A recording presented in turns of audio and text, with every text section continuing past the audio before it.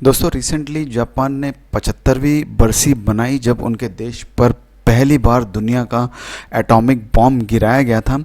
लेकिन इस साल दोस्तों बरसी में जितने भी इवेंट्स वो लोग मनाते हैं उनको स्केल डाउन किया गया था कोरोना वायरस पेंडेमिक की वजह से।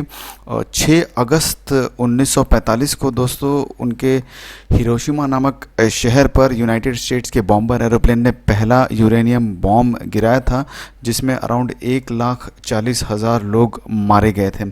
और इसके 3 दिनों बाद और एक न्यूक्लियर वेपन गिराया गया था नागासाकी नामक शहर पर। इसके 2 हफ्ते बाद ही जापान ने सरेंडर कर दिया था और वर्ल्ड वॉर 2 ख़त्म हो गया था। तो इस वीडियो में हम लोग यही देखेंगे कि एग्जैक्टली क्या रिचुअल है वहाँ पर। हर साल जब इसकी बरसी आती है तो क्या करते हैं वहाँ के लोग, इसकी हिस्ट्री हम लोग जानेंगे कि क्या एग्जैक्टली हुआ था और एटॉमिक बॉम्ब गिराए जाने के बाद वहाँ पर लोगों पे क्या इम्पैक्ट हुआ और अब उन लोगों का क्या एम है। मैं Shashi Thakur, welcome to Book Highway educators.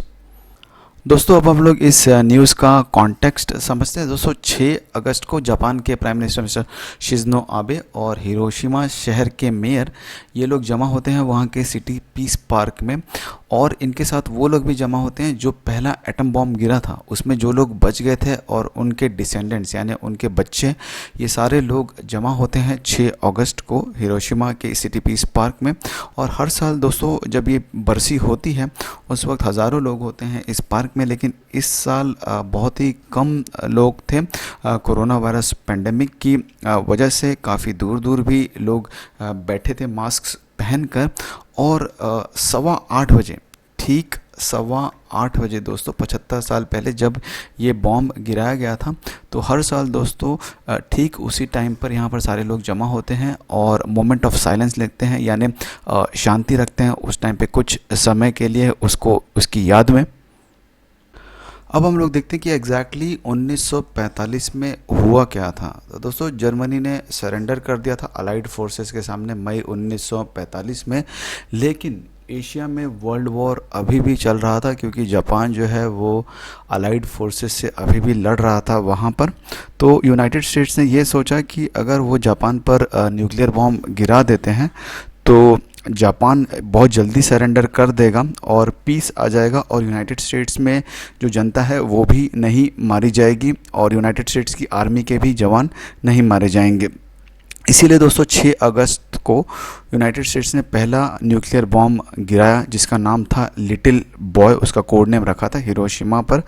और ये पहली बार था जब एक एटॉमिक बॉम्ब यूज़ हुआ था किसी वॉर में। तो इसकी वजह से दोस्तों अराउंड 70,000 लोग इमीडिएटली मारे गए थे और जो हिरोशिमा शहर है वो एक तरह से तबाह हो गया था। इसके बाद भी दोस्तों आने वाले हफ्तों और महीने में जो लोग घायल हुए थे और जो लोग इस रेडिएशन की वजह से जिनको पॉइजनिंग हो गई थी वो लोग भी मारे गए थे। तो जब यूनाइटेड स्टेट्स ने देखा कि जापान ने अभी तक सरेंडर नहीं किया तो यूनाइटेड स्टेट्स ने फिर से 3 दिन बाद और एक बॉम्ब गिराया जापान में जिसका नाम था फैट बॉय। और ये जगह थी नागासाकी, यहाँ पर गिराया था। ये 420 किलोमीटर साउथ लोकेटेड है हिरोशिमा से।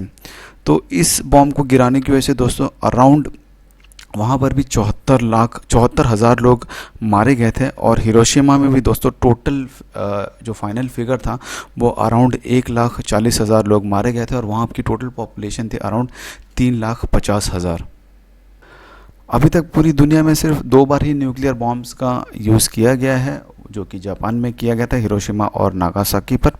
तो इन दोनों बॉम्बिंग्स की वजह से वर्ल्ड वॉर 2 बहुत जल्दी ख़त्म हो गया और जापान ने सरेंडर कर दिया था अलाइड पावर्स के सामने 14 अगस्त को।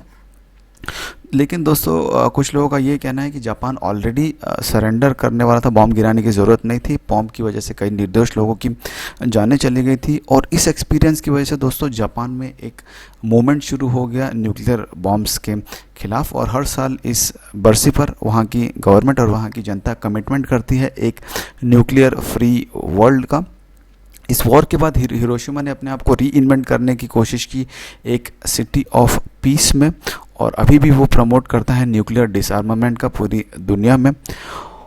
जो लोग बच गए थे दोस्तों इस वॉर में, इस एटॉमिक बॉम्बिंग के बाद में, उन लोगों का दोस्तों बहिष्कार कर दिया गया था वहाँ की सोसाइटी में। मोस्टली दोस्तों शादी उनसे कोई नहीं करना चाह रहा था, क्योंकि लोग कह रहे थे ये लोग इनको ये न्यूक्लियर बॉम्ब के रेडिएशन में ये एक्सपोज हुए हैं, इसीलिए इनका बहिष्कार कर दिया गया था। और इसीलिए दोस्तों जितने भी सर्वाइवर्स हैं और उनके जो डिसेंडेंट्स हैं वो लोग हमेशा सबसे आगे रहते हैं, हमेशा सबसे लाउड होते हैं न्यूक्लियर वेपन्स के यूज़ के ख़िलाफ़। वो पूरी देश भर में इंपॉर्टेंट लीडर्स से मिलते हैं और यही बात कहते हैं कि न्यूक्लियर वेपन्स का यूज़ नहीं होना चाहिए किसी भी वॉर में। 2016 में दोस्तों बराक ओबामा यूनाइटेड स्टेट्स के पहले प्रेसिडेंट बने जो अपने प्रेसिडेंटशिप के दौरान हिरोशिमा जिन्होंने विज़िट किया था। इन्होंने कोई भी माफ़ी नहीं मांगी, लेकिन हाँ इन्होंने ये जितने भी सर्वाइवर्स थे उनसे गले मिले और इन्होंने भी कहा कि न्यूक्लियर फ्री वर्ल्ड होना चाहिए। तो दोस्तों ये था आज का वीडियो। अगर आपको पसंद आया होगा तो प्लीज़ लाइक और शेयर करिएगा। कल हम हाजिर होंगे आपके सामने एक नई वीडियो के साथ में। Thank you very much.